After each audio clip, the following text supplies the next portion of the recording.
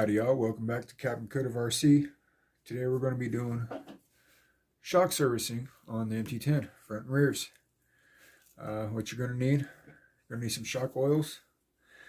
I don't exactly remember what I used last time, but I get TLR packs of shock oil, and I tend to run the 50 to 100s.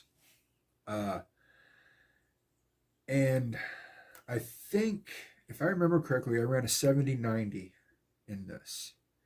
If I didn't run a 70-90, I ran an 80-60. Either or is what I ran. But this is what I'm going to put in today. I'm pretty sure this is what I ran. If the colors don't add up to what I put in, to what here they are, and that's the other reason why I like losi, is colors. The colors tell you what's in it. So if you forget, like I did, I really like the way my suspension was set up, but I want to make sure I go heavier this time, because after I get done with this maintenance and rebuild series, I got some surprises coming for this. Big changes coming for the mighty MT10. Let me tell you what. It's going to be fun, boys. It's going to be fun. But anyways, back to the shocks. I want to make sure I'm running one step heavier this time, because it's going to be heavier. So I want to make sure it's plush. I want to make it a little bit more stiffer, and it should help it out. So if I remember correctly, that I ran 80-60. 90-70 should be stepping it up one more for me, and it should work out well. So we'll try that out. You'll need some pliers. You'll need your 2mm to get your get the screws out. If you don't have a little magnetic tray to put your parts in, I highly suggest get yourself one. They're like $2 at Harbor Freight if you got a Harbor Freight near you, or AutoZone. You can get one for $3 to $5. Great investment, so you don't lose your hardware. You know, it's a real shame when people can't go play with the toys because they lose a screw or a little bitty nut, you know. And then you need some pliers. I use two different types of needle nose. Sometimes you need some small ones, sometimes you need some regular ones. And then for cleaning, I found QD Parts Cleaner. This electrical cleaner works really well on these silicone oils and differential oils. You're going to be doing this hobby a lot. Keep this in stock for cleaning, trust me. Alright, so onto the front shock. Let's get our door open. Now when you grab this thing, let's see, you see how it's hexed right there? Try to grab that. Or if you don't want to grab that, you don't feel confident in grabbing that, what you should do, what you can do I should say, pull the spring, remove your little spring retainer, move the spring, and you can hold on to the body of the shock a little bit better. But don't squeeze too hard, you guys. I mean, this is only plastic. Grab your other pliers. Don't let it slip out like I just did. Open her up. Alright. Now this should be green. Yep, it is. Alrighty. So I already have gone one step heavier than what I remember going. Now I'm not going to put 100-weight in these rear shocks. I already know 100-weight's too much. I've tried that already. Okay, so like I said, this is what's going in, 70-90.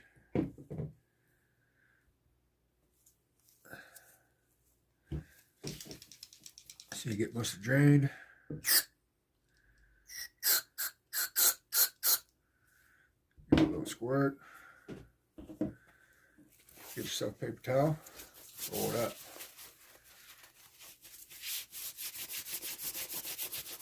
See how I'm doing it? There's a point. Jam it up in there. Now you ain't got to get this perfectly clean. I don't get it perfectly clean, but you do want to get that stuff out. that stuff just, it doesn't add to the performance. It'll make the oil go bad faster, so on and so forth. All right, so now that I've done that, pull this, tip to look out for. Big tip to look out for. This happened on the one of the rear shocks right out of the box, okay? So keep an eye out for it. When you're feeling the shocks on four corners, if you got one shock that's just springy and unreactive and spongy, odds are, let's see if I can get this in angle just right. Okay. See that little C clip right there? Sorry, not a C clip. It's an E clip that goes around the shock piston. Right there. The rear lost it. I believe it's a 2.5 or a 2 millimeter. I'm a mechanic, so I had boxes of multiple sizes of these, so I had spares. But that happened to me right out of the box. It wasn't even attached. It was floating around in the oil. So keep your eye out for that. If your shocks ever go spongy and you don't have any fluid leak, no visible cracks, very good odds are that that clip right there came dislodged. And every once in a while that happens on really hard landings or really awkward landings that make one of the wheels over compress sometimes. That'll happen.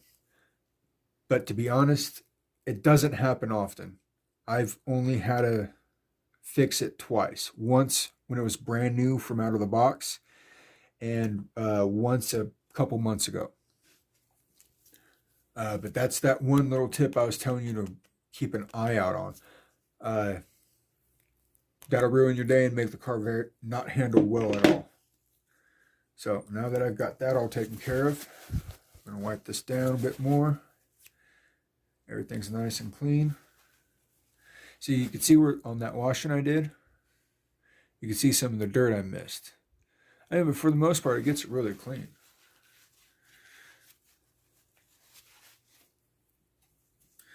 All right, so now that we're there, got this shock all cleaned up, I'm going to fill it all the way to the top.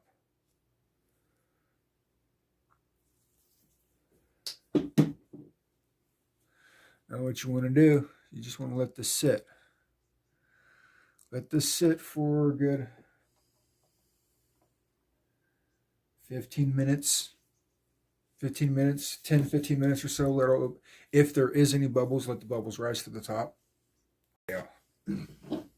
So now we're on to the rear.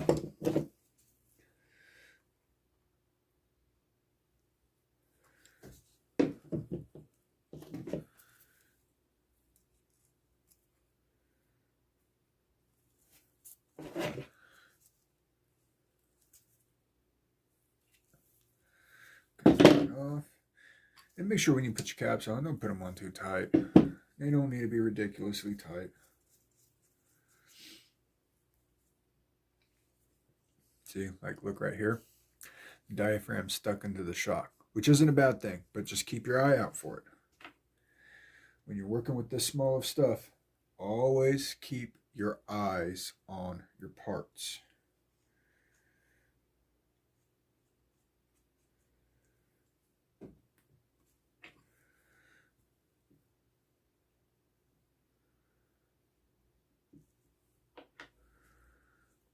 Ooh, what did I put in this? I put 100 in this, didn't I?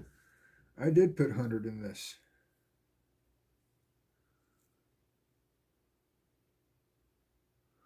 Oh, wait. No, I didn't put 100 in this. That's right. I did. I know what I did in that now. I tried something weird in this. And it actually worked out pretty decent.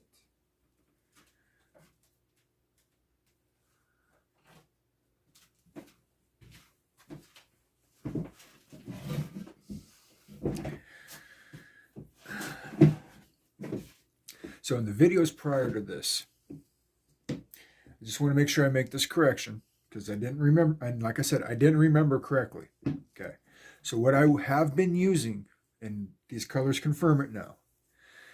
The front I have been using 70, and in the rear, now that I see this color, I'm reminded I made a mix, and I used half 50 weight, or yeah, I used half 50 weight and a half 100 weight.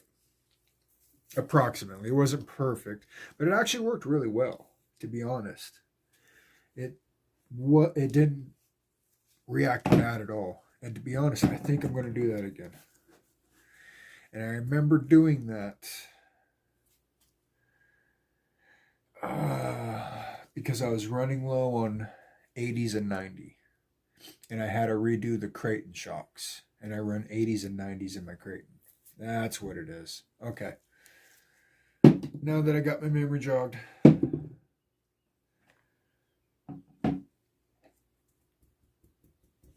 And since this is more than likely a heavier combination than that, I'm going to run that again. And it worked well.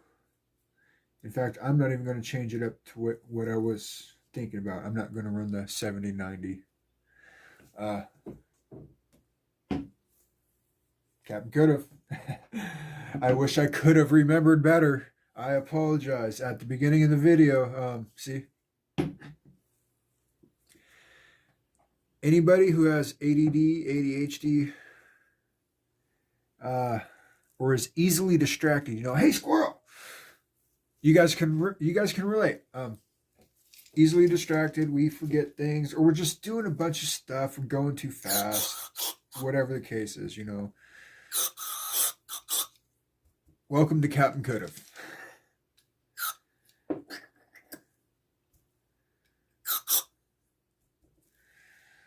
Oh, that cracks me up. Oh, we gave it a squirt. Excuse me if I didn't have, oh no, I think I had that in film. Okay. So we gave it a squirt with the QD parts cleaner, remember? QD parts, electrical cleaner. Really works great on that silicone oil. Get that stuff out.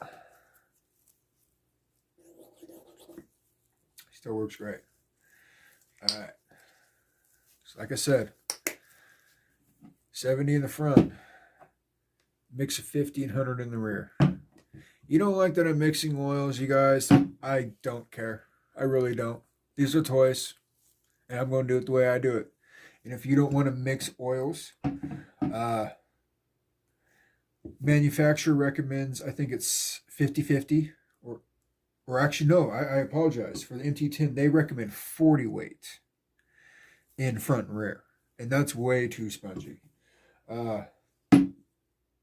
And you guys seen the way my car lands at the skate parks. It lands really well. It's got a decent suspension on it.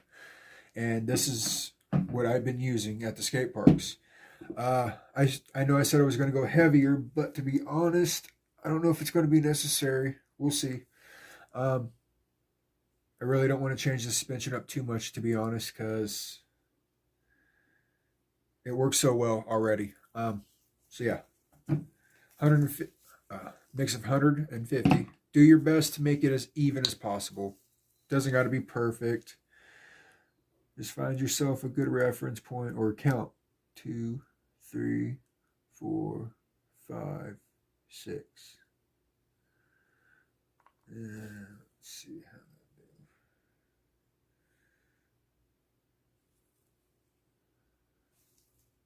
do. Yeah, that's pretty close. All right, so I've got half the 100, half 50. Let me just top it off with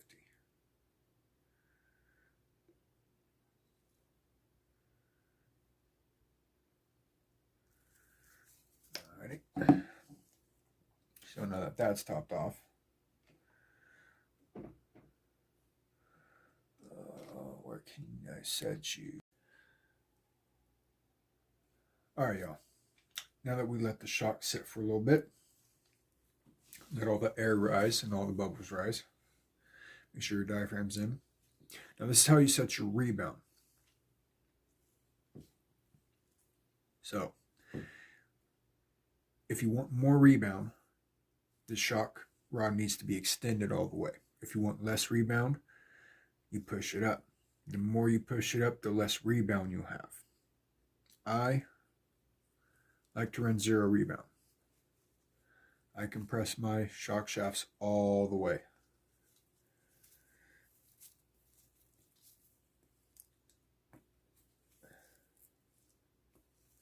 That's it. I'll have very little rebound. Very little.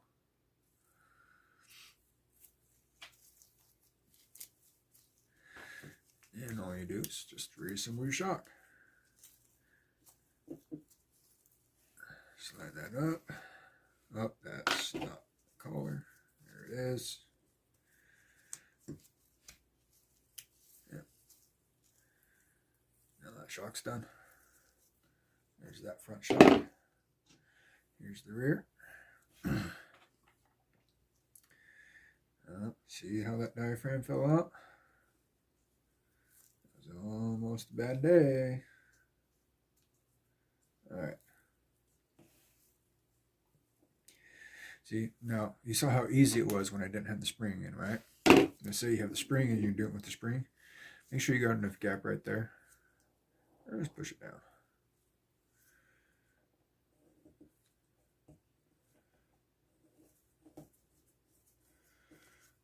Hold it down as you screw it tight.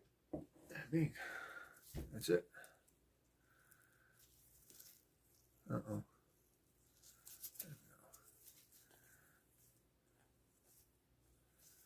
Oh, you can't see that very well. That's how I do my shocks. Very simple. You just get them reinstalled in your shock. That'll do it today for today's video. So as you saw how I got mine set up, 1500 weight in the rear, mix them half and half. 70 weight in the fronts. Full rebound, or get rid of as much rebound as you possibly can. Compress the shock rod all the way. Put your shock cap back on. That's how I run my shocks.